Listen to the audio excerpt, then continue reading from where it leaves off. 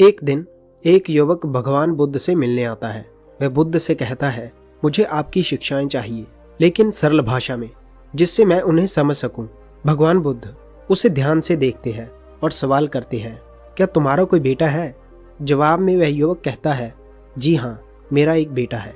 बुद्ध फिर पूछते हैं, क्या तुम्हारे भाई का भी कोई बेटा है? जी हाँ, वह युवक जवाब देता है, मेरे भाई का भी एक बेटा है। बुद्ध फिर सवाल करते हैं, क्या तुम्हारे पड़ोसी का भी कोई बेटा है? वह युवक कहता है, जी हाँ, मेरे पड़ोसी का भी बेटा है। फिर बुद्ध मुस्कुराते हुए आगे पूछते हैं, क्या कोई ऐसा इंसान है जिसे तुम व्यक्तिगत रूप से नहीं जानते, लेकिन उसका भी कोई बेटा है? युवक ने जवाब दिया, हाँ, ऐसा है, उसका भी एक बेटा है। बुद्ध मुस्कुराए और फिर पूछा, तो अच्छा, ये बताओ, अगर तुम्हारे अपने बेटे की मौत हो जाती है तो तुम्हें कैसा महसूस होगा? जवान युवक का चेहरा गंभीर हो गया। उसने कहा, बुद्ध, मेरे दुख का कोई अंत नहीं होगा, यहाँ तक कि मैं उस खबर को सहन भी नहीं कर पाऊंगा। मुझे ऐसा लगेगा जैसे मेरी पूरी दुनिया उजड़ गई हो। सच कहूं तो मुझे पता नहीं मैं उसके बिना जिंदा कैसे रहूंगा। बुद्ध ने फिर सवाल किया, और अगर तुम्हारे भाई के बेटे की मौत हो जाए तो? युवक ने थोड़ी देर सोचकर कहा, मुझे बहुत दुख होगा, लेकिन उतना नहीं जितना अपने बेटे के लिए। महात्मा बुद्ध ने युवक से एक और सवाल किया, यदि तुम्हारे पड़ोसी के बेटे की मौत हो जाए तो तुम्हें कैसा महसूस होगा? युवक ने गहरी सांस ली और जवाब दिया, महात्मा बुद्ध, मुझे दुख तो होगा, लेकिन उतना नहीं जितना मेरे भाई के बेटे की मौत पर होगा। बुद्ध ने मुस्कुराते हुए आगे पूछा, तो अगर उस इंसान के बेटे की मौत हो जाए जिसे तुम जानते ही नहीं, तब? युवक ने थोड़ी देर सोचकर कहा, मुझे कोई दुख नहीं होगा महात्मा, क्योंकि मैं उसे जानता ही नहीं हूँ। महात्मा बुद्ध ने उस युवक की ओर देखते हुए एक और सवाल किया, अब तुम मुझे बताओ, हमारा दुख किस बात पर निर्भर करता है? युवक ने थोड़ी देर सोचा और फिर बोला, हे महात्मा बुद्ध, हमारा दुख इस बात पर निर्भर करता है कि हम किसी भी चीज से कितना जुड़े हुए हैं, उससे कितना लगाव रखते हैं और उसे किस हद तक अपना मानते हैं। महात्मा बुद्ध मुस्कुराए और बोले, बहुत बढ़िया, तुमने बिल्कुल सही कहा।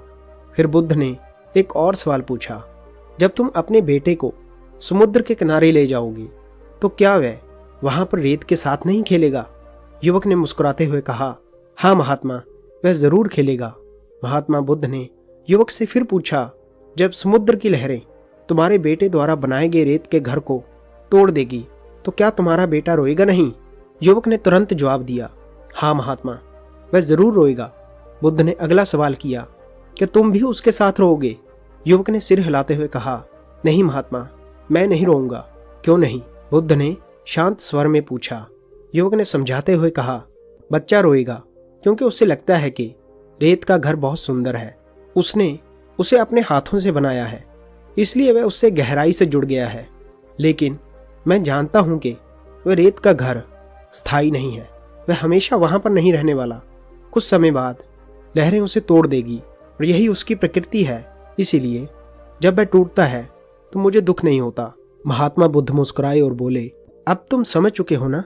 अगर तुम इस ब्रह्मांड के सत्य को जानने और स्वीकारने का प्रयास नहीं करोगे तो तुम भी इस अंतहीन संसार में भटकते रहोगे, और तब तुम में और रेत का घर टूटने पर रोने वाले बच्चे में कोई फर्क नहीं रह जाएगा। सो दोस्तों, इस कहानी में बुद्ध हमें सिखाना चाहते थे कि मोह और अटैचमेंट ही हमारे दुख का मूल कारण है।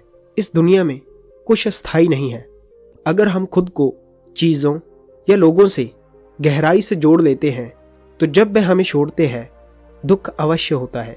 महान सत्य यह है, शांति पाने का केवल एक ही तरीका है, नॉन अटैचमेंट। इस दुनिया में सब कुछ परिवर्तनशील है, ये एक विधान है, और इसमें हम क्या चुनते हैं ये केवल हम पर निर्भर करता है।